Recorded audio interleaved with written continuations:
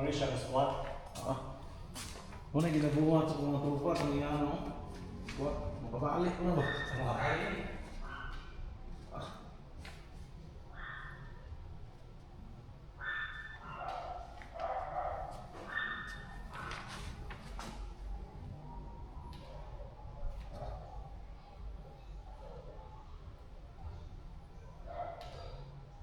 Ginabuhat mo na agree.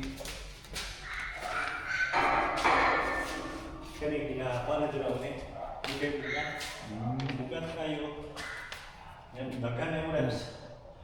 Pwede ma-enjoy ko. Ano na yun na katong sila buhat sa katong champion ng babae. Ay din ko naman na squat na to. Oh, yan. Buga. Kaya hindi kayo kabugat eh. Anong wala kayo spotter? Ilang kilo mo. Kaya isa, wala na eh. 70 pounds na rin. Yes. Paano eh? Run, bodyweight rin ako doon. Wala naman ako, 73 naman ako. Sobra na siya pero okay na siya ang maximum doon ako okay na ito mga Buha dari pagintun ko. 250 to 300. Pero hindi na ako gawin na ito kay injured ba? Niya ako naman isa. Sige na po ito, ginahas na ako. Kaya parang katarong yung ublihot. Niya mabalik pa na ako. Hindi kumugan kayo. Hindi yung mabalik. Injured. Mungkin eh. Kanyo? Ano buskad? Buskad mo na siya. Kay anak na ko buhi. Tumoy dari. Igo dari. Niya ako. Anak. Buhi. Muna na niya. So ako dari, anak ako dari. Kaya taas man. Kung mubo ni, ma-adjust ni. Pwede na ito iyalan. Baba niya. Pero fix man eh. So kailangan ibalik yung mga usapan. Para talong din ang gabugan. Ang boss, ano ini boss? Review ko sa'yo. Kaya siya, i-review na rin mo eh. Kaya basahan naman yung tanan sa mga buhaton. Kaya vehicle cleanliness, check ni mga kuhan, mga COR, ang mga registration. Is kabalo ka sa servicing niya. Kabalo ka sa mileage. Nakay ka ng record ba? Nakay ng book. Kaya para nakay record sa tanan niya. Kani, bodyguard, protection during travel, o ka ng mga daily lakaw. Tapos, kani mga emergency, mga naman eh, clearance. Yan kani, pwede lang ka isuod sa isuod. Kaya ako, sugo ko. Pero kung si Dudong na siya iyahang sugo, mudyo siya din ako. So siya din ang priority. Tapos, urgent duties. Yan kani, utahay na yung mga mag-doorbell. May mga musulod. Tawad ka ba? Kuhan ka sa naong? Kabalo ka ba? Or kaila ka? Kabalo ka sa pangalan? Balong mo sa ito mo ba? O kung mo-upgrade sa gate, ano ba? Para ikaw ang kuhan ba? Kung mo-upgrade, kabalo ka. O, at least kabalo ako isa.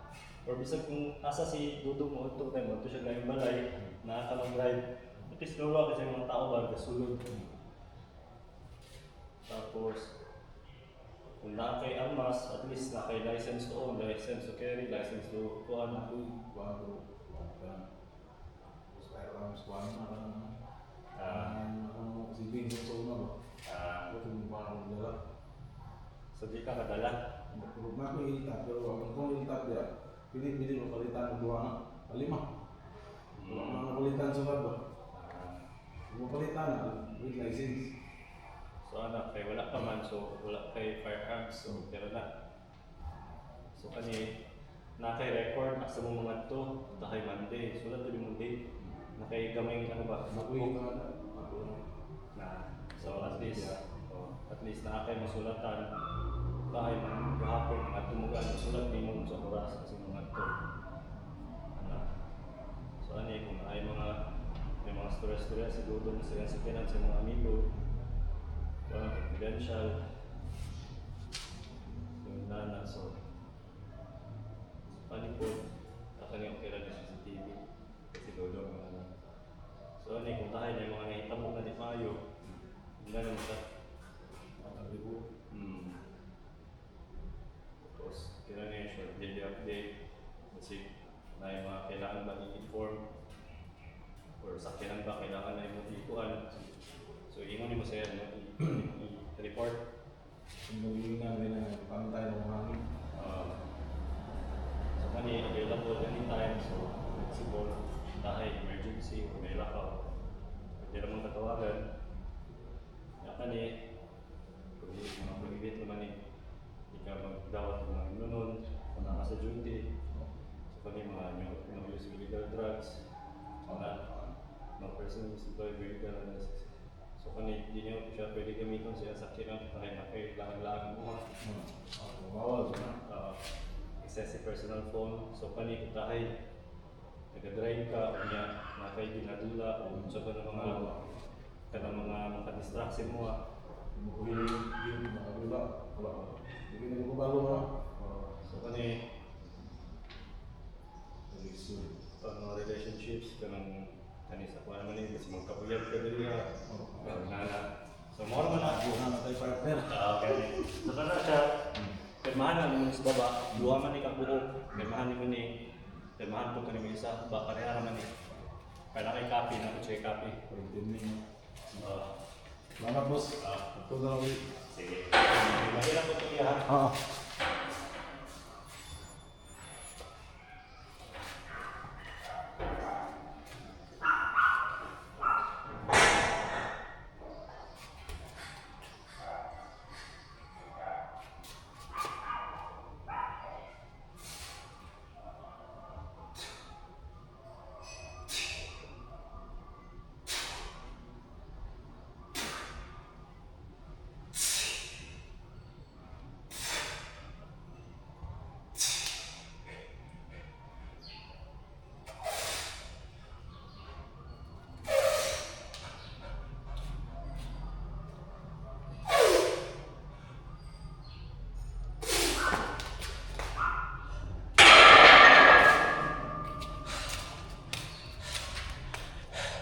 It's not surgery to sew back his abdominals.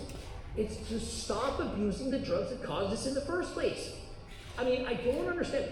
Does Mike Israel need to hire Coach Greg? Is there anyone that can get through to him? It is so simple. If you are abusing drugs, growth hormones, steroids, and it causes this, the first thing you do is you stop. Many professional bodybuilders have had distended abdomens. And because they are now going with more classic looking physiques, people are being very careful. And so the distended stomachs, they're getting smaller. And what do you think is the cause of that? They're no longer going on these crazy bulks and they're reducing the abuse of growth hormone.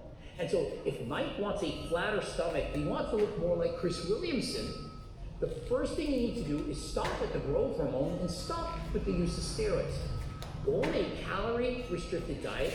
Stop bulking, stop eating over 3,000 calories a day, stop dieting by having Gatorade and cereal, and start eating more like Coach Greg. I mean, does it not make sense? Perhaps if you start racing bikes, he's 220 pounds. He wants to compete and earn his IFBB Pro card. He wants to bulk up and get more muscular yet again, but why doesn't he just say, you know what, instead of competing as a super heavyweight, I'm going to compete down at light heavy. And remember, the more of these liposuction surgeries that he's getting, sucking out the fat from here, the back, and so on, the more fat they sucks out from everywhere else in the body, the more the fat is going to be located at his belly. And so he's getting one surgery to look better here, and it's going to cause him to look worse somewhere else. You take from here, it goes there. You can't get everything you want. And so Mike Israel, he wants to have the perfect physique. He perhaps wants to look like Chris Williamson. Perhaps Chris Williamson on steroids. He perhaps wants to look like Chris Bumstead, but he simply doesn't have the genetics. But if he were to downsize, forget about being the biggest man in the world, he could in fact look a lot better. At least a lot more aesthetic. Not only that, he would live longer. I take my obliques and double switch them closer together. And then also, yeah, also. And then the other one quickly. And so, Mike seems to think that you can simply put a it's going to keep everything in place. This mesh is not a weightlifting belt. It's not corset. It's not going to be able to withstand any pain medication whatsoever. And so, the more surgeries he does, the longer he has to take these said medications, the more likely he could become addicted. And once you're addicted, it is very difficult to stop. And so you have to ask yourself, is it worth a potential addiction in order to have better looking delts and triceps, to have less skin on my lower back?